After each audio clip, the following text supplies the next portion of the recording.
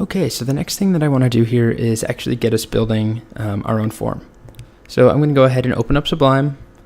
I have a new file, call it whatever you want. Mine is forms.html. I'm going to add my skeleton in there, the boilerplate, give it a nice title like form demo. And then I want to start, remember we have the form tag and then we have the input tag. We're going to start with the input. So let's play around with some input tags first. So let's just add a few here. We'll do text, we'll do color, which is my favorite. Let's try radio, and let's do password. And save that. Let's go ahead and open it up in Chrome. And you can see we have 4 different inputs. So this is text, this is color, this is a radio button, and this is password. So again, you can always go to MDN to see all the possible options for inputs. There's quite a few, but what we're going to go ahead and do is build the simple login form that we've seen. So all that we really need there are these 2 inputs, text and password. And then we're also going to want a button, and we have a few choices for buttons.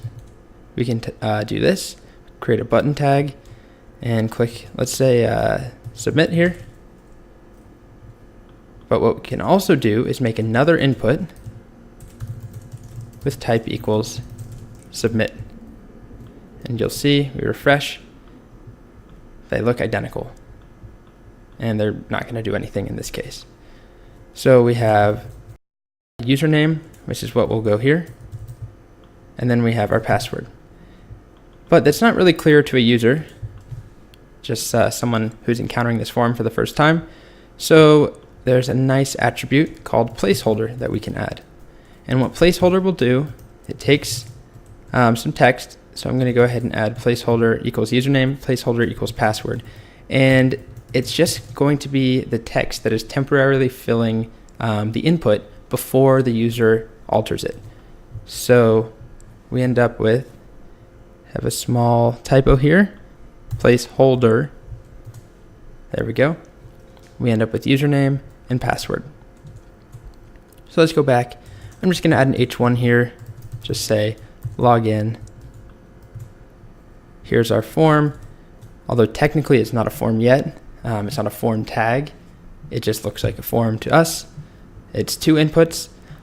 Let's go with input type equals submit, just so that we can really hammer home this point that the type attribute can drastically change what input does.